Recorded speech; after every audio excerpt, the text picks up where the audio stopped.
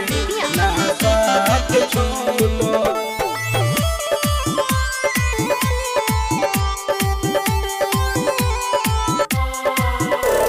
हवे जबलपुर के घटना सबके सपना टूटल। हवे जबलपुर के घटना सबके सपना टूटल। मरते दम तक माई बेटा के ना साथ छूटल।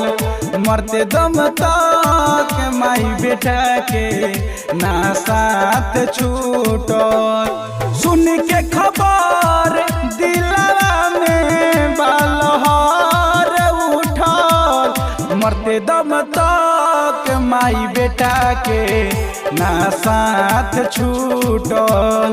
मरते दम तक माई बेटा के ना साथ छूटल।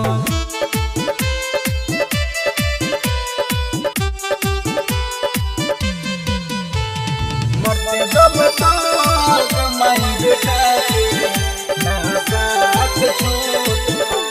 समैया के खेला समझ में न आवे, हाय रे विधाता सबसे नैया छोड़ावे।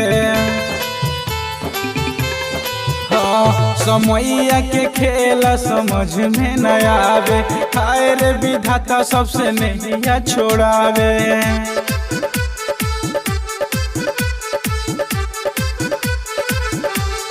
जकरा घर के लोग मरल बाड़े आके जुटल। मरते दम तक माई बेटा के ना साथ छूटल।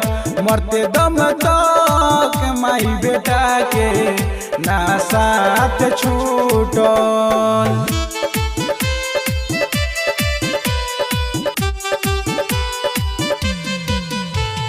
मरते दम तक माई बेटा के ना साथ छूटल।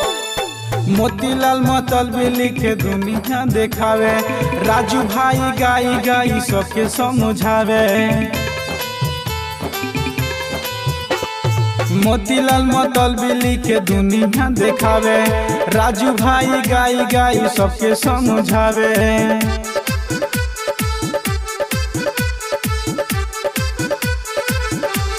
सुन के खबर माई बेटा के आँख से लोर छूटल।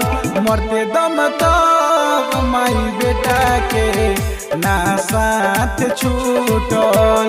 मरते दम तक माई बेटा के ना साथ छूटल।